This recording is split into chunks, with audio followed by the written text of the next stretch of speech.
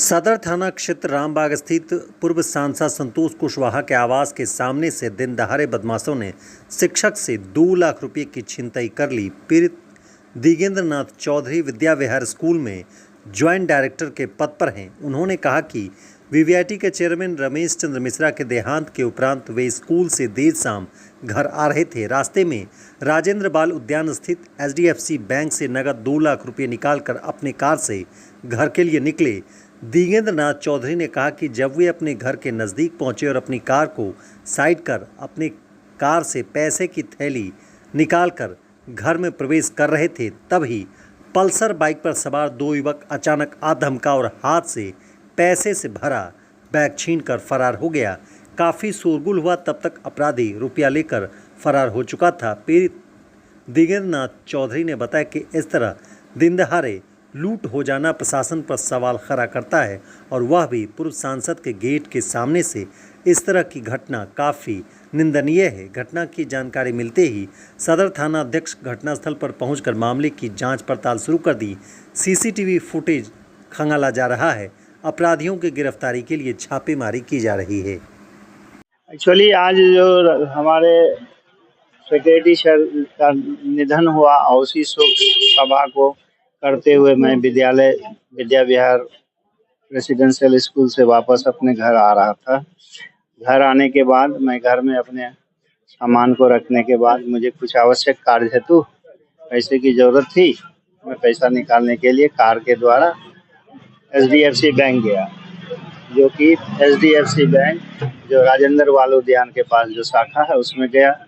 वहाँ मैंने पैसा को निकालने के बाद फिर पुनः अपने कार पर 2 लाख रुपया मैंने निकाला था और 2 लाख रुपया निकाल के कुछ आवश्यक कार्य के लिए और फिर वापस मैं कार के साथ ही कहीं रास्ते में रुका नहीं, बल्कि मैं अपने रेजिडेंस के सामने ही आके रुका। ये पैसे कहाँ से, किस बैंक से निकाले? एचडीएफसी बैंक पूर्णिया शाखा से निकाला गया था, जो कि आपका राजेंद्र बाल उद्यान के पास है। फिर किससे क्या घटना घटी?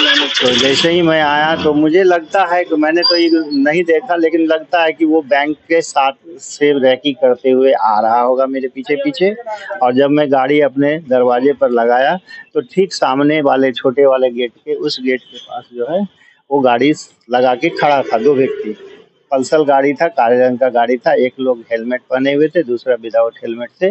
मैंने उसको देखा, उन्होंने मुझे देखा, लेकिन मैं फिर उस चीज़ को कि हो सकता है ये रोड है, लोग जाते होंगे, मैं गाड़ी से अपना पैसा निकाल के छोटा वाला गेट खोल के जैसे ही बड़ा वाला गेट खोल रहा था, पीछे से उसने झपट्टा मार के पैसे के बैग को छीन लिया और मुझे धकेल के नीचे गिरा दिया। मैं गिर गया। मैं चिल्लाता रहा कि पैसा लेके भाग रहा, पैसा लेके भाग रहा। 1-2 लोगों ने देखा भी रोड पर, लेकिन उन्होंने गाड़ी को आगे करते हुए गाड़ी को फिर आगे मिलिया कॉन्वेंट के रास्ते से सिटी की ओर भाग गया। जैसा कि लोगों ने कहा, मैंने तो नहीं देखा कि सिटी की ओर भागा कि क्या, लोगों ने कहा कि गाड़ी उधर की ओर ही भागा। क्या नाम है सर आपका? मेरा नाम दिगेंद्र नाथ चौधरी हुआ। क्या करते हैं आप? मैं संयुक्त निदेशक के रूप में विद्या विहार रेसिडेंशियल स्कूल में हूँ। घर कहाँ है? मेरा घर रामबाग, यही। हाँ, ये घर है मेरा।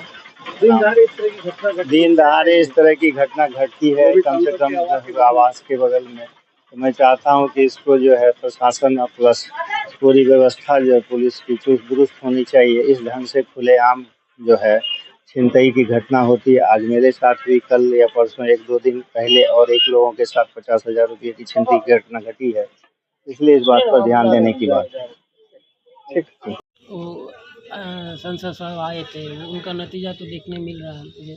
आप ही बताइए, दिन दहाड़े यदि ये काम हो रहा है तो ये किस न्यायपालिका क्या करी और क्या सुरक्षा व्यवस्था तो ठीक कर ले सर? सुरक्षा व्यवस्था सही नहीं है सर की सुरक्षा व्यवस्था कहाँ सही है बताइए?